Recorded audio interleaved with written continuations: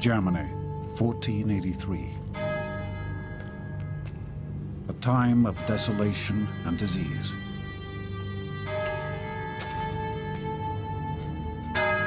Where the plague could wipe out entire towns in days. And a quarter of all children died before they were 5.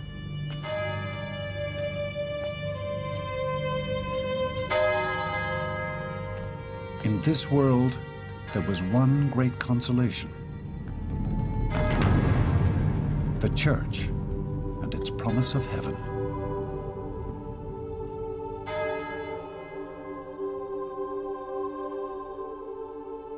This promise had made the church the most powerful institution on earth.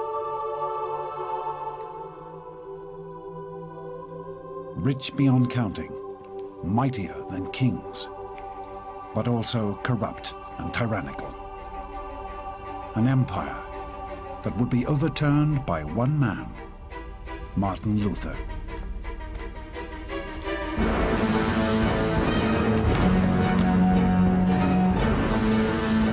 This is the story of a man swept from devotion to rebellion. Of a quest that would set old Europe afire. Spread revolution across nations. And unleash a voice of freedom that still resounds through the modern world.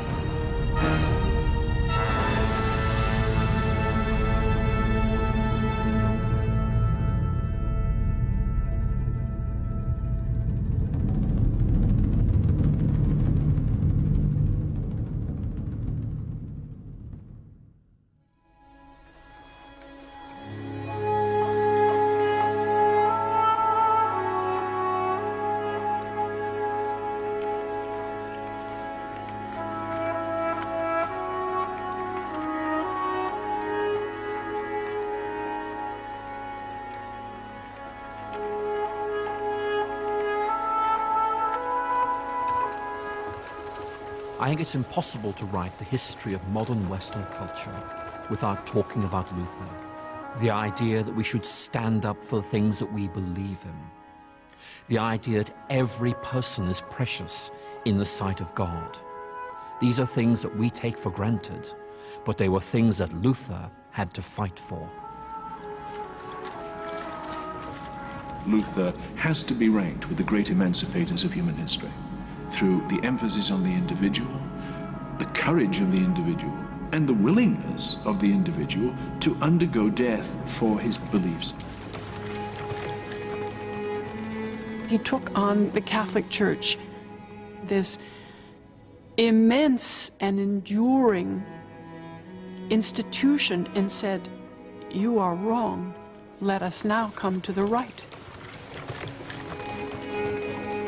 There are very few cases where you have one individual standing literally before the arrayed might of the world and saying, "Nope, I won't back down."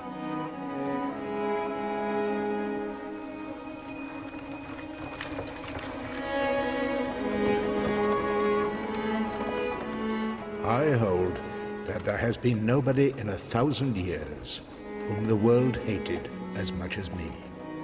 May our Lord God come soon and quickly take me away. I shall gladly stretch out my neck so he can strike me to the ground with a thunderclap. Amen.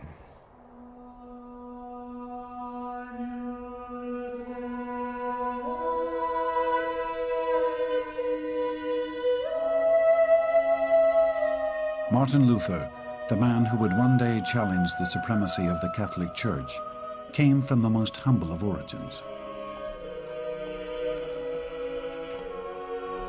He grew up in a tiny town called Mansfeld in northern Germany. A hard-working community where the church reigned supreme.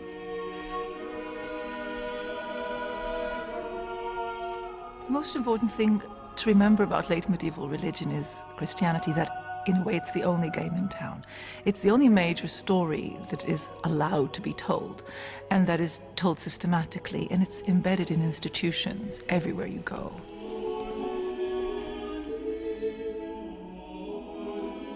The church stood at the center of Luther's childhood world.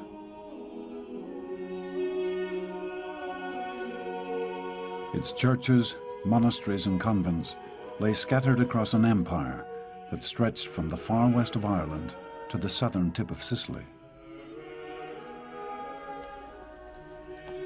The Church's power lay in the one great comfort it promised. If you followed its rules and performed its rituals, you would escape the horrors of this world and find eternal happiness in heaven.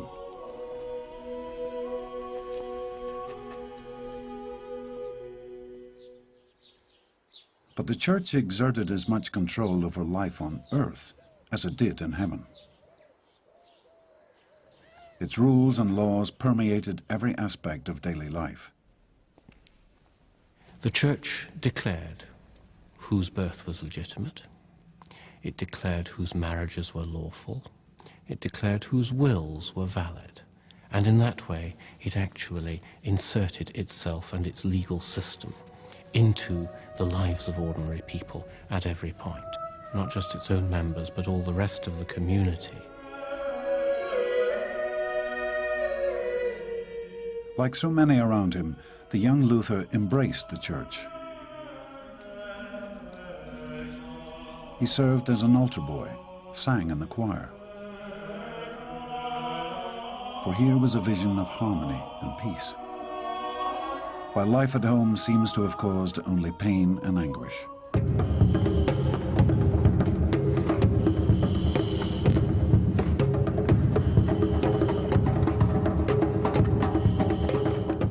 Luther's father, Hans, was a copper smelter, one of a new and growing class of businessmen who had broken free from the old feudal system and set up on their own. Hans held fierce ambitions for his son. He was determined for him to climb even higher up the social ladder and become a lawyer. But Luther's was not a happy home. Luther provides us with many memories of his childhood, and those memories are not entirely positive. They are memories of failure, memories of being punished by his father for his failures or for his disobedience. And I think the impression we get is that of someone with a sense of low self-esteem, someone who believes that he will not live up to the expectations that others have concerning him. Hans Luther was a fierce judge of his son. My father once whipped me so hard I ran away. I hated him, until he finally managed to win me back. Luther's mother seems to have been little more sympathetic. For the sake of stealing a nut, my mother once beat me until the blood flowed. The fear of punishment and of failing would resound in Luther for the rest of his life, although it would drive him not to fulfill his father's ambitions, but to spectacular rebellion.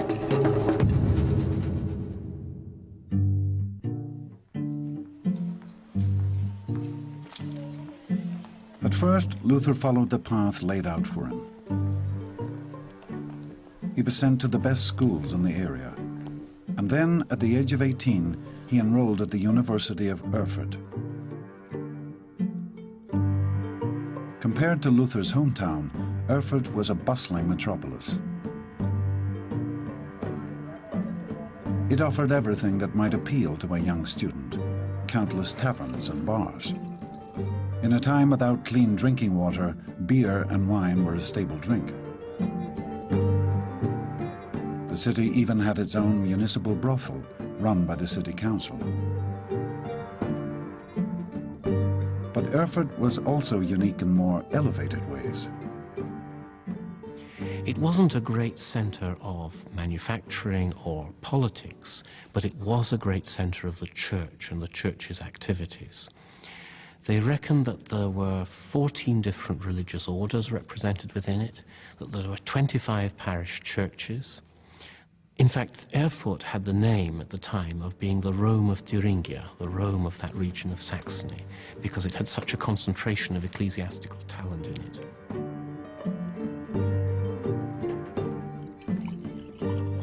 At Erfurt, Luther blossomed. He became a keen musician, and he forged a number of close friendships with his fellow students. Luther and really moved at around the age of 14, 15, to this context of learning, away from family, amongst peers, very, very demanding. So the connections between the young men there could be very, very strong, a terrific sort of bonding. They became family to each other.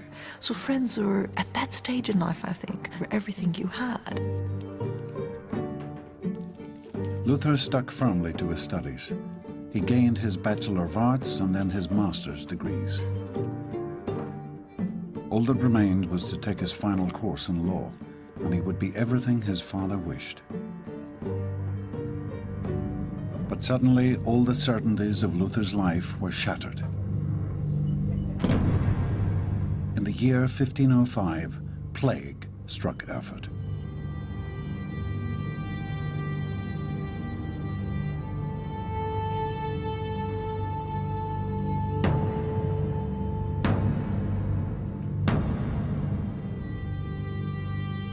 Disease ran amok through the city's narrow streets, leaving death and anguish in its wake. The thing about the Black Death that most frightened people was that it came upon people without warning. Some people were struck down, others were spared. Some towns were devastated by it, while others quite close might be left alone. So it was impossible to explain. Nobody knew how you caught it at the time. Nobody knew why you caught it, except that they had a general sense that God was punishing them for their sins. It was a terrible, visible sign of punishment.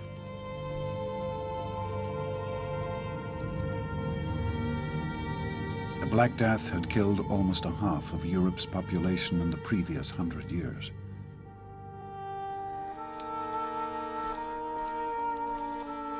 But the epidemic would now touch Luther directly. 3 of his friends were killed by the disease. And this glimpse of man's mortality and the fear of God's wrath would lead to the first great turning point in Luther's life.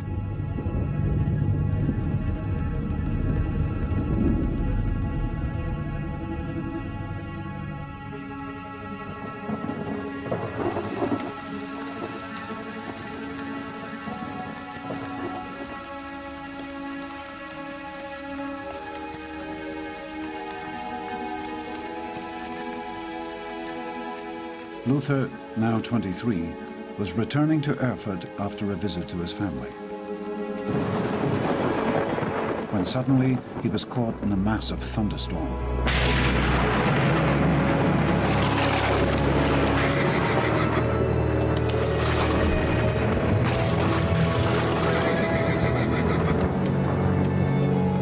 No one knows exactly what happened to Luther that night, but it struck him to his very soul.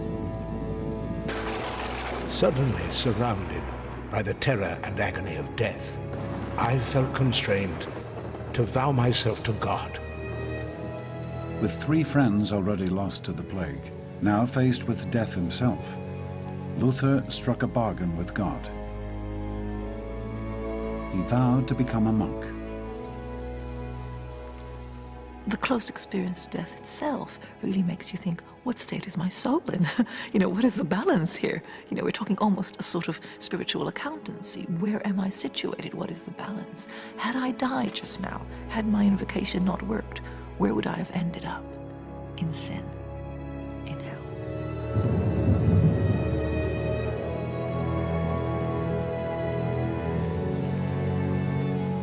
The thunderbolt, in effect, marked our 2 paths. He could go down the path his father wanted him to go down, or he could go down a path which, in his own unconscious reflections, he was beginning to feel that he ought to go down.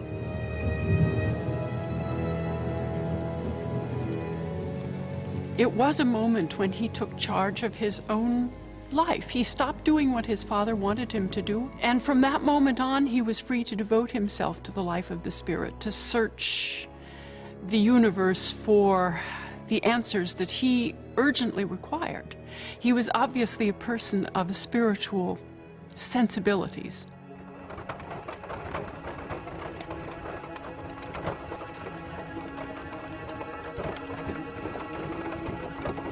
Ah, how my father raged when he found his son would be no lawyer. He went insane, acted like a fool. How was he to know that one monk in the family would bring him more fame and shame than 1,000 ermine-clad advocates?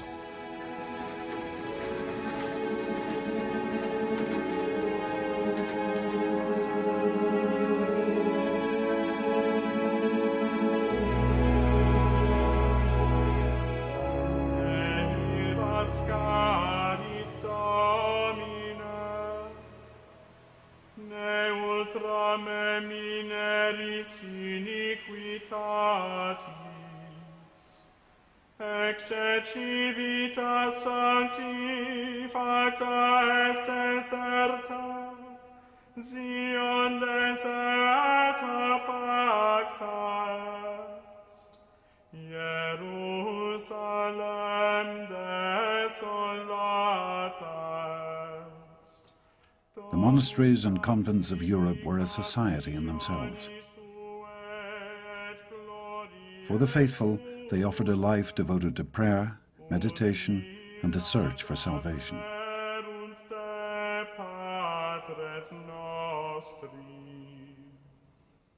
The monastic life was dominated by the rhythm of the 7 hours of the liturgical day, which meant that 7 times in the day monks had to be there in choir, singing and saying parts of the service. And that included getting up in the middle of the night. When you weren't taking part in liturgical services, your life was also rigorously regulated. In many monasteries, speaking was only allowed in certain places and at certain times. All privacy was removed from them. Their food was supposed to be very simple. Monks' clothing was also very hard, harsh, and uncomfortable. Why wear these clothes that made you so uncomfortable? Why go to all these services? Why eat such poor food? And the answer seems to be that it was by the renunciation of everything that the world regarded as comfortable, valuable, and so on, that salvation was to be achieved. And Luther clearly believed that the only way of achieving salvation was by completely renouncing the world and immersing himself in a community which cut him off from it.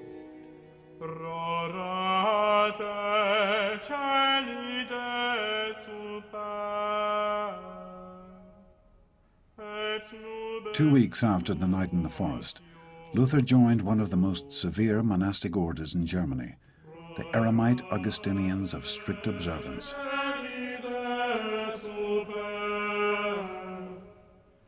His hair was cut. He was clothed in the white robes of the novice monk.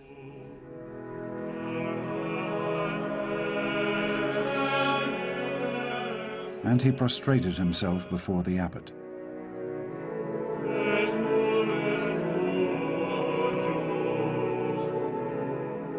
He had been welcomed into the very heart of the Catholic Church. It was not the kind of order that you would choose if you wanted a comfortable or easy life. It wasn't that kind of religious house at all. It was, however, I think a good order for someone to join who was also quite spiritually and mentally gifted.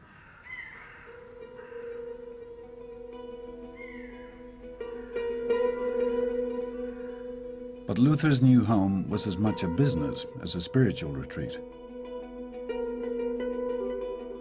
The abbot was running a thriving trade in dyeing cloth. The monks had a brewery distilling a rather popular beer, while the monastery owned land across the neighborhood, making a tidy income from rent and tithes. All diligently accounted for in the monastery's extensive business records.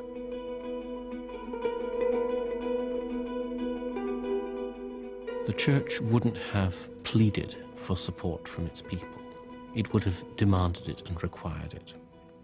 It had the power to levy tithes, which were not a voluntary contribution. They were a form of tax, which if you did not pay, you could be hauled up in court and made to pay. And people on the whole were willing to pay those fees because they were taught so firmly, right from their earliest childhood, that if they did not have the services of the church, their souls would be in peril.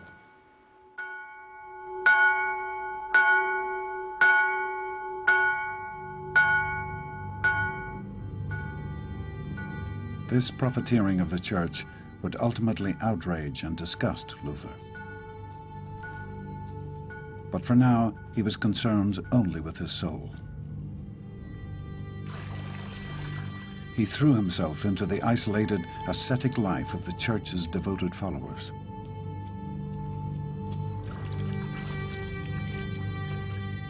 He soon graduated from the white robe of the novitiate to the black of the confirmed monk, the only piece of clothing he now owned. He tells us that he wasn't in there for fun or to muck about or to have a good time.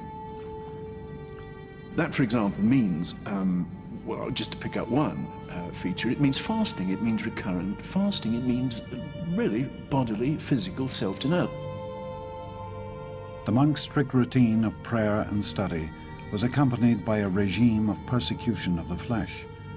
Initiates were encouraged to sleep without coverings or blankets, even to whip themselves.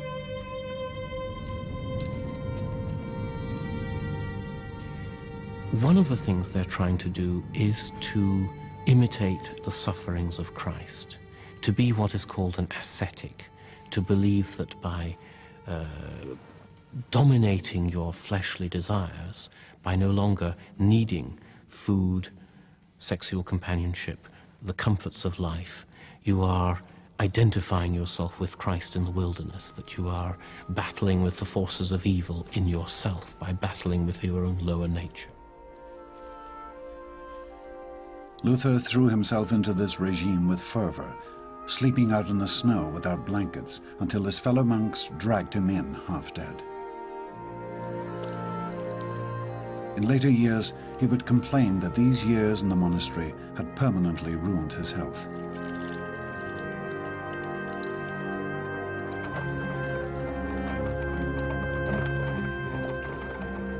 If ever a monk should have got to heaven by his monkery, then it was I. If I'd kept on any longer, then I would have killed myself with vigils, prayers, reading, and other work. Everything that Luther did throughout his life, Luther did to the brim. Luther did everything, 100%, 110%. And when Luther was in the mood to be a monk, you know, he gives it his all. He gives it his every shot. Good monk.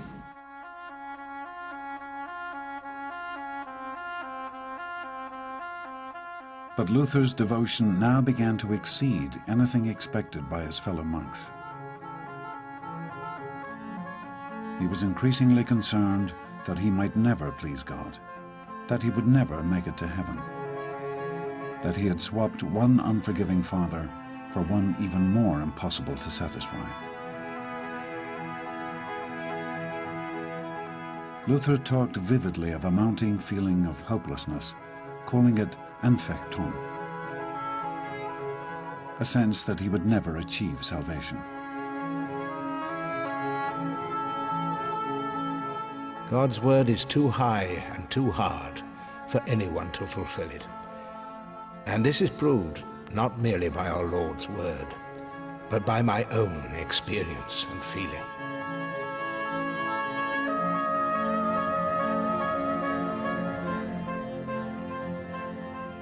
The greater his sense of despair, the more Luther threw himself into the rituals of the church. Luther was different from other monks in that he dearly cared about being reconciled to the Heavenly Father and doing what God willed him to do.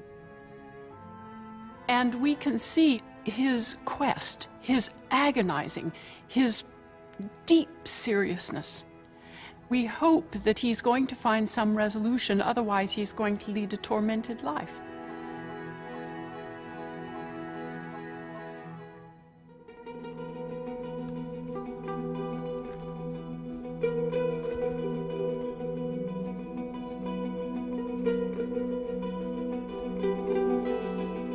For 5 years, Luther labored without relief.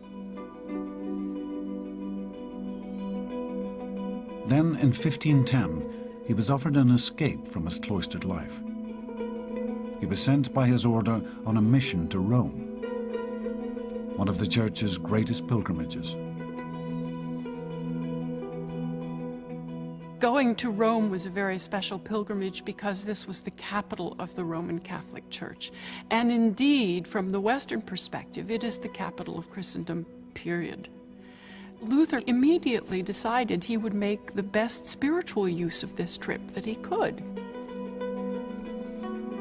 Rome was a treasure trove of holiness, the home of St. Peter's, the Pope, and the remains of countless saints and martyrs.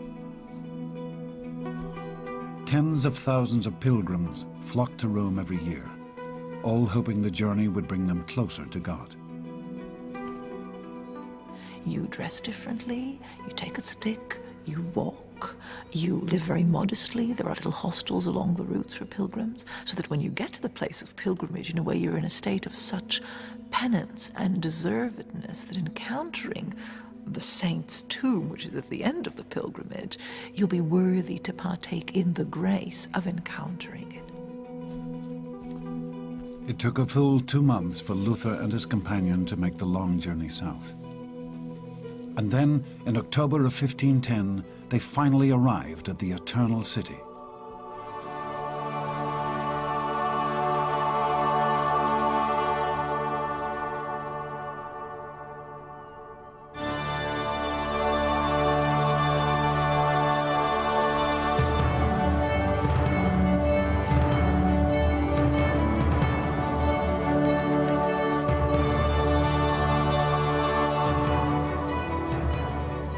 Luther arrived in Rome just as the Renaissance was reaching its height. Michelangelo was painting the ceilings of the Sistine Chapel. Raphael was hard at work decorating the Pope's private apartments. To the young monk, the city was a revelation. Luther was a very northern provincial boy. He had lived in, by then, 3 towns in his whole life.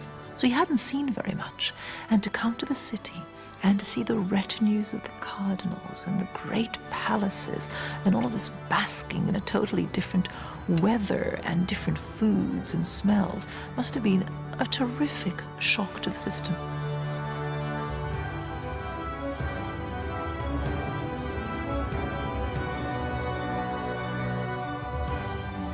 When Luther first approached Rome and entered into the city, he seems to have been absolutely overwhelmed by the idea that here he was in the holy city, here he was in the presence of so many martyrs at the center of the church.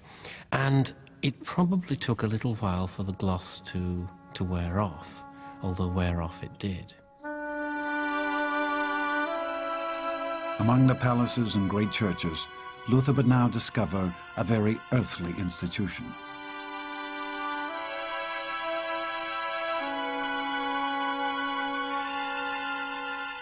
For this city was as much about money as religion. The papacy as an institution for gathering in cash is really a kind of huge sink for sucking in money from throughout Europe.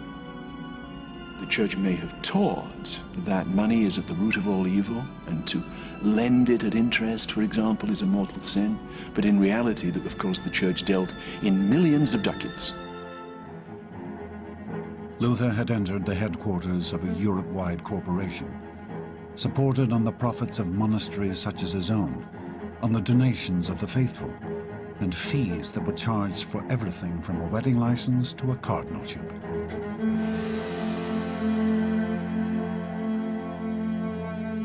The most important thing to remember about the papacy in the early 16th century, that it has been for a few hundreds of years already, it has been basically a state with all the characteristics of a state. It has a bureaucracy, it has palaces, it has magnificent buildings, it has everything that a great Renaissance prince has.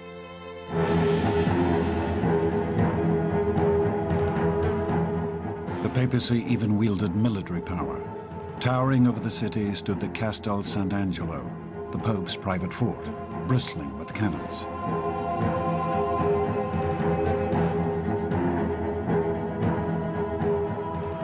Although Pope Julius II was rarely there, preferring to spend his time campaigning across Europe at the head of the papal army. The kind of people who floated to the top in the church tended to be people who would be pretty rough-cut businessmen. And the need to have these sort of powerful managers and politicians explains why Rome was a spiritual place full of a lot of unspiritual people. In Rome, Luther discovered a cynicism that shocked him to the core.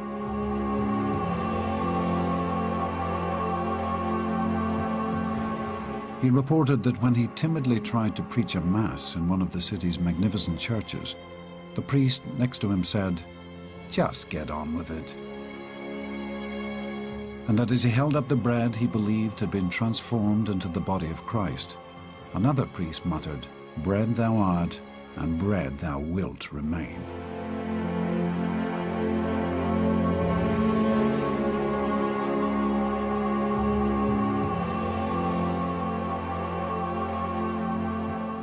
I think the disappointment in Rome must have been just absolutely devastating. Here was something which I think he was still open to find as a sort of elevating experience, to go to the pinnacle of the institution that in different ways he has become a servant of, and yet finding that, in a way, nobody speaks his language, and in more ways than one.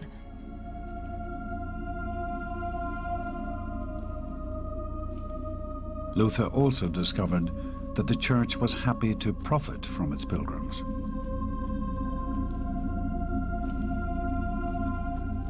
For a fee, he was allowed to enter the crypt of the Church of Santa Calliste. Here, he could view the remains of 46,000 Christian martyrs. This would earn him what was called an indulgence, releasing him from time and purgatory after death. Purgatory was where Christians would have their sins burned out of them for what could be thousands of years before they were finally allowed to enter heaven. The chance to buy time off from purgatory was an extremely attractive offer for the faithful, and very profitable for the church.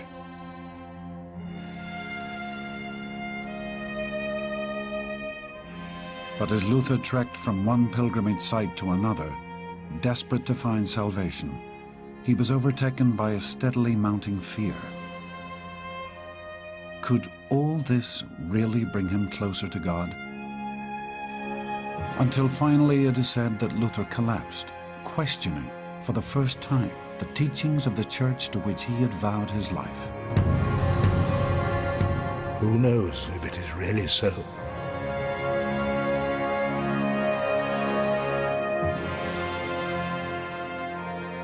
Luther was clearly very disillusioned by Rome, not simply by the spiritual superficiality, but also by the way in which he felt that Rome simply did not reflect Christianity as he understood it.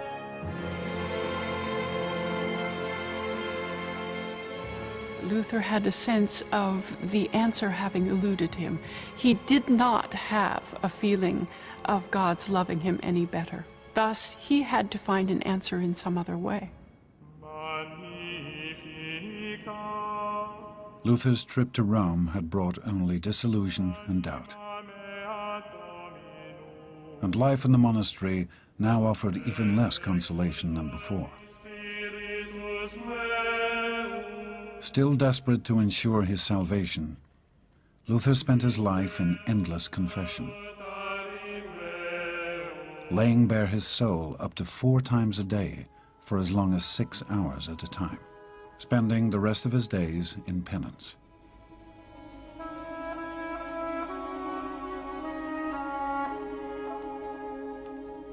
There is something about Luther who feels that he never can quite do it, and yet he has to do it.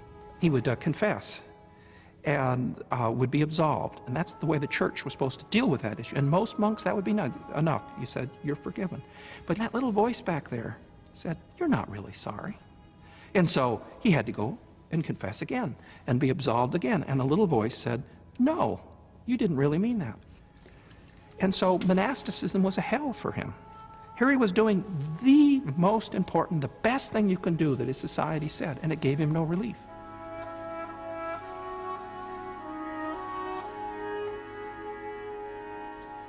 Clearly his mind was racing, and with it his sensibility, and he was not getting the answers. And then the extraordinary guilt. Why, monasticism has worked for tens and hundreds of thousands of men throughout Christian centuries. What's wrong with me?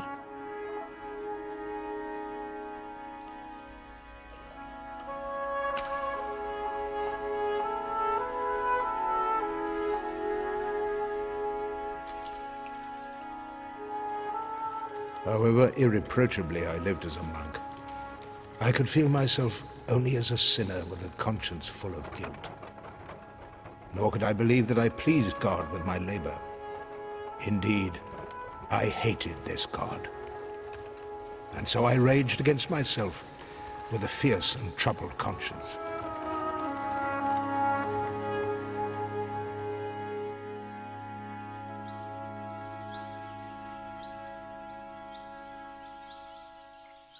It would take the labor and insight of another to help Luther escape this prison of his own anguish, and unwittingly set him on the path to revolution. In 1511, his order sent him to a smaller monastery in the town of Wittenberg. Compared with Erfurt, Wittenberg was tiny, home to little more than a couple of churches and a newly founded university. But here, the monk Johann von Staupitz took Luther under his wing. Staupitz was a leading member of Luther's order, and he was determined to release the younger monk from his cycle of despair.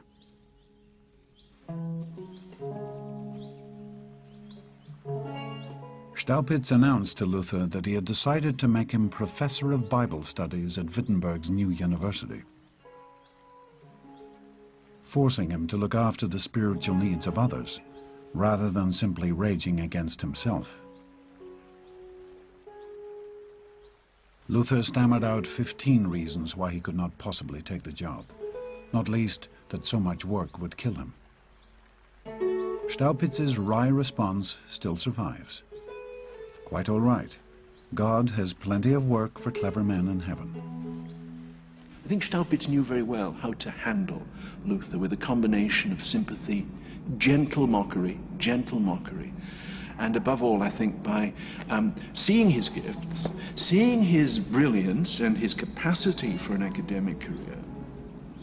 Staupitz, I think, is saying we've got to get into that state where at night, instead of going through the dark night of the soul, he's so shattered from preparing lectures that he just collapses and sleeps soundly like a baby for 8 hours.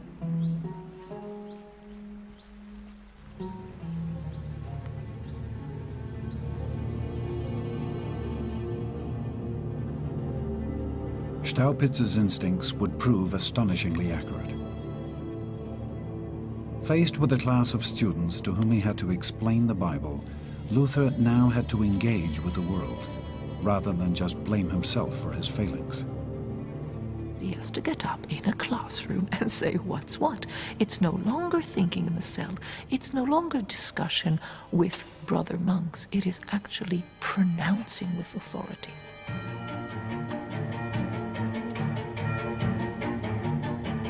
He threw himself into his work, studying not only the standard Latin texts of the Church, but also reading them in new Greek and Hebrew editions.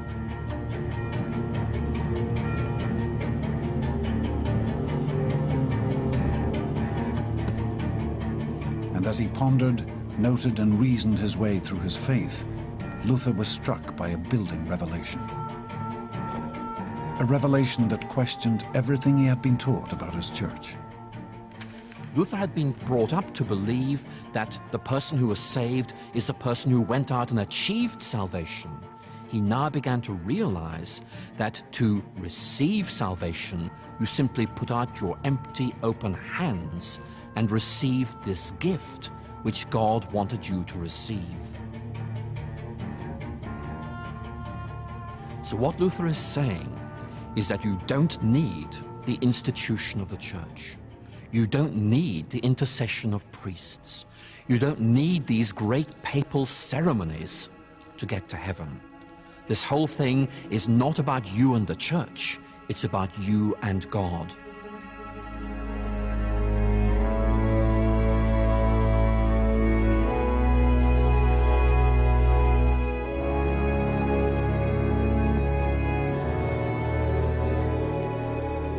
It was a revolutionary moment. For his whole life, Luther had believed that it was through the rituals of the church that he would achieve salvation. But now he realized that salvation could only take place directly between God and the individual. No earthly institution could believe for you, atone for you, or stand between you and your God.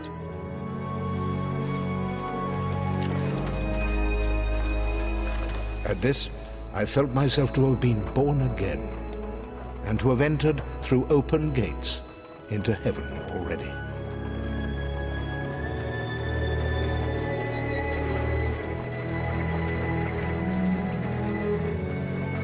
But no one, least of all Luther himself, could have anticipated the blaze of turmoil and revolt he was about to ignite.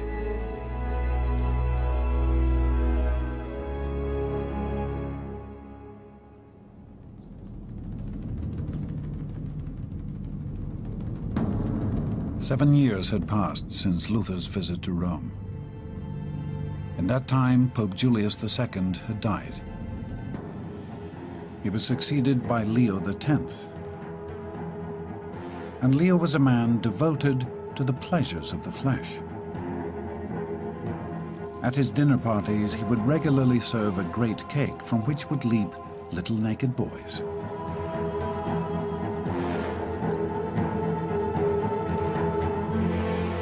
Within 2 years of sumptuous festivals and wild boar hunts, Leo had emptied the papal treasuries. He was forced to halt work on the church's greatest extravagance yet, the glorious Basilica of St. Peter's. It's one of the greatest building schemes in European history, and all the great artists and sculptors and architects of the Italian Renaissance, without exception, took part in this scheme. It just sucked in money, as building projects do suck in money. Leo was unconcerned. To refill his treasuries, he turned to one of the church's most proven methods for raising money: selling indulgences, charging the faithful for entry into heaven.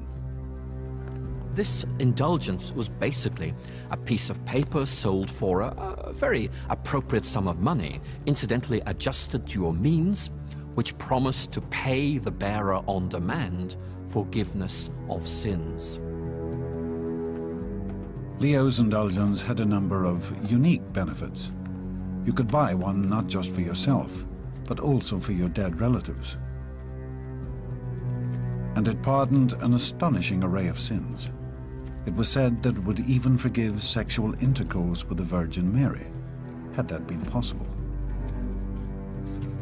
Here was salvation in exchange for a sum. The sums of money trying to be raised in the 1517 indulgence are very, very large, and we're talking tens of thousands of gulden. We're talking in modern money many millions. Leo made careful preparations for the issuing of his new indulgence. He brought in a Dominican friar called Johann Tetzel to handle the sales and PR. He had chosen well. Tetzel was a marvelous advertising executive who had a wonderful line in promotional jingles and slogans. He almost invented the advertising jingle, you see. He would say, "When the coin in his coffer rings, then the soul heavenward wings."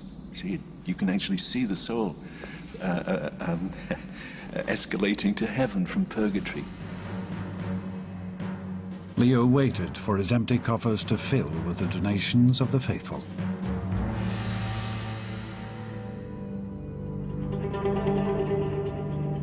Tetzel's main market for selling the new indulgence was Germany.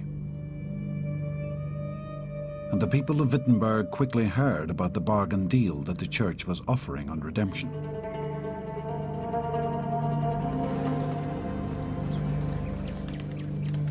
Luther found that many of his congregation had turned away from his sermons and were rushing to spend their hard-earned money on Tetzel's offer.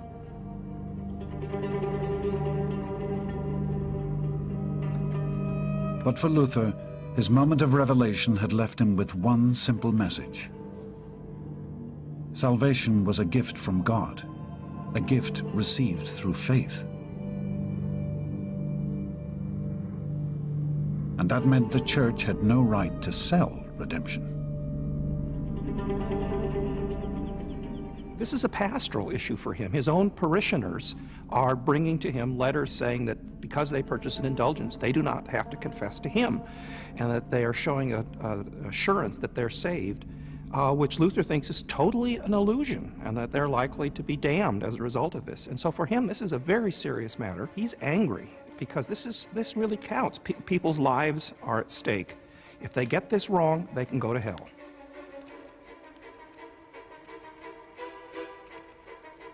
This monk, who had once been the church's most devoted servant, now turned on the institution to which he had vowed his life.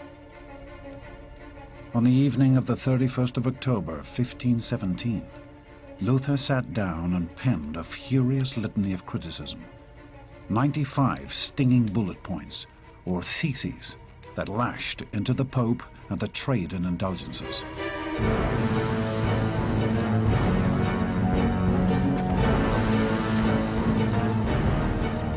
Then he nailed them to the door of Wittenberg's castle church.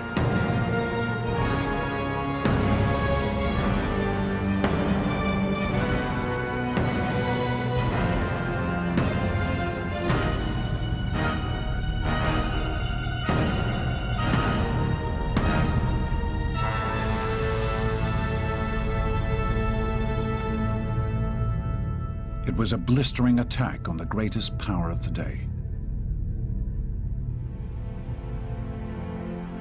God's blessing is freely available without the keys of the Pope. Indulgences are truly pernicious. They induce complacency and imperil salvation. The Pope is richer than Croesus. He would do better to sell St. Peter's and give the money to the poor people. In sum, what the 95 Theses are saying is, where are the limits of papal power? The first one, I think, opened the agenda very well indeed, because it says that the route to repentance, to forgiveness, is much more arduous than the one sketched out in indulgences. Indulgences say easy peasy, lemon squeezy. Indulgences say that forgiveness is facile. What Christ says, and Luther quotes him, is that repentance, forgiveness lies in repentance. Forgiveness lies in repentance. It's more difficult. So they are really calling into question, I think, papal power.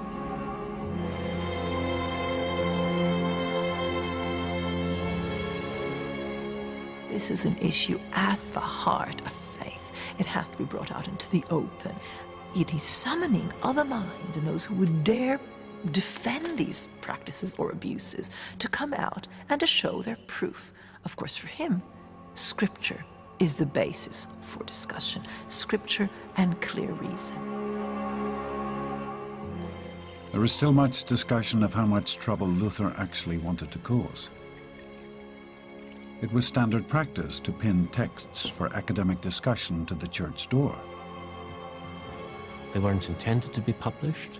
They're in Latin, they're technical, they're difficult to understand in places, but at the same time, it's just a little bit difficult reading the style of the 95 Theses and the fact that Luther is thinking so hard and feeling so strongly to imagine that he just wanted this to be nothing more than a private conversation with an ecclesiastical high-up.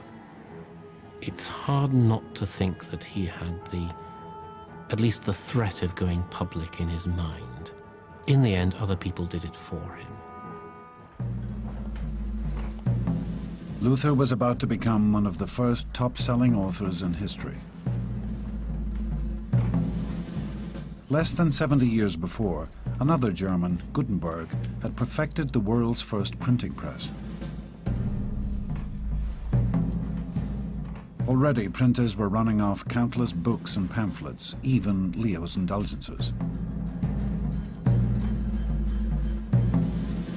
And now Luther's outspoken work was copied down and set for printing. The theses would spread like wildfire across Germany, setting Luther and all Europe on a path no one could have anticipated. Not very hidden within them is the potential to undo the authority of the Pope. The Pope himself was a sponsor of indulgences, including their sale. This was not done without his approval. And what right had some upstart friar to call them into question? Luther really didn't anticipate the consternation that this would arouse at the very highest level.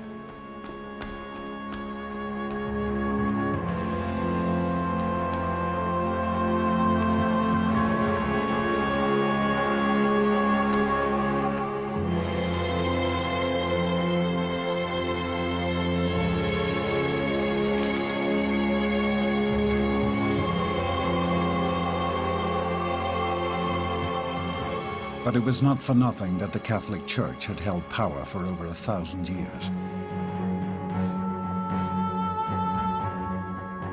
It had a name for people like Luther.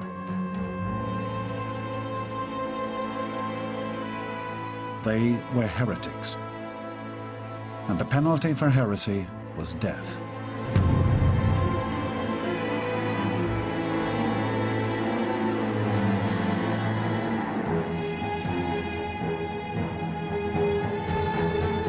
The stage had been set for the Church's greatest conflict in its history. A battle between the most powerful institution on earth and one solitary monk.